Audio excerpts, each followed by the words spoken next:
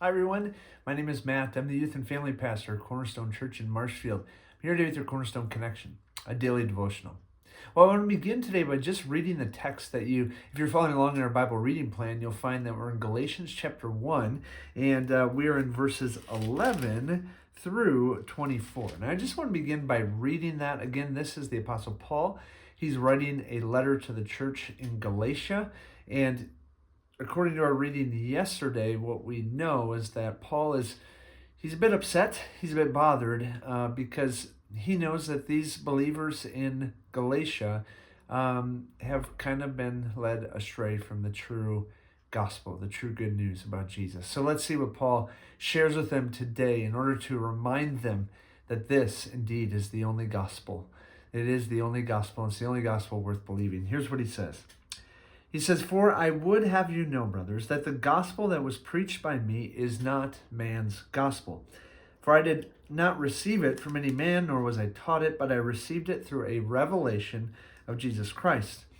For you have heard of my former life in Judaism, how I persecuted the church of God violently, and I tried to destroy it.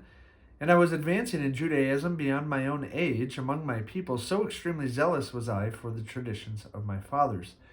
But when he who had set me apart before I was born, and who called me by his grace, was pleased to reveal his Son, that being Jesus, to me, in order that I might preach him among the Gentiles, I did not immediately consult with anyone, nor did I go up to Jerusalem to those who were apostles before me, but I went away into Arabia and returned again to Damascus."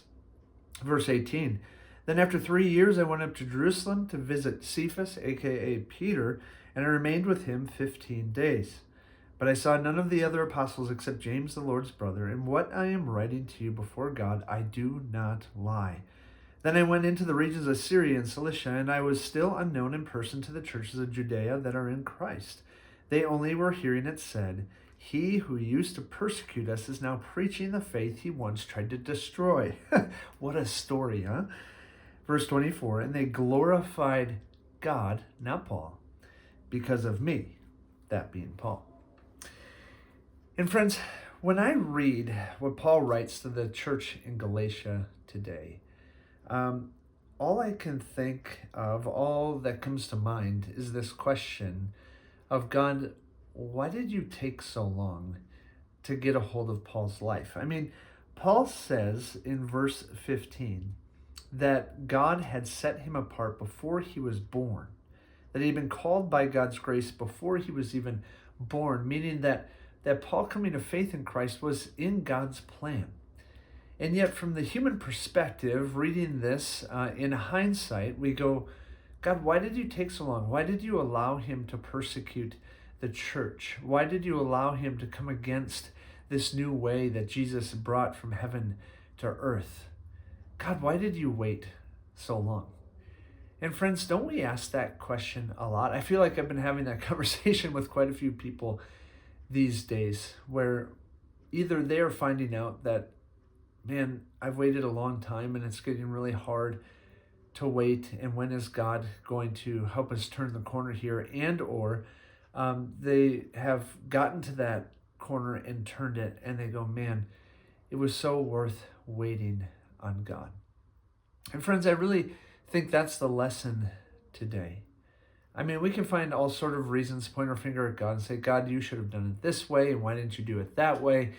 And why, God, are you taking so long to accomplish your purpose that you've already purposed before this person was ever born, right? And yet we have to look at the whole picture. We have to understand that, yes, God has a plan, but yes, God has also given humanity a choice, right? And so, friends, that's a good, loving, and gracious God, one who's got a good plan for everyone's life, but also a God who doesn't force it upon us, but instead it's there for the taking. And he gives us a choice. He allows us the choice to surrender to his plan or to continue to go about our own plan. Well, friends, my encouragement for you today is, if you're at a fork in the road and you clearly see the path that you're on, but you also see the path that God has set before you. God's path may seem scary right now, but let me encourage you. Choose his path, because someday, like Paul, you'll look back And you'll be glad you did. And you'll be grateful that he had a great plan for your life, if only you'd say yes to it. And we each get that choice.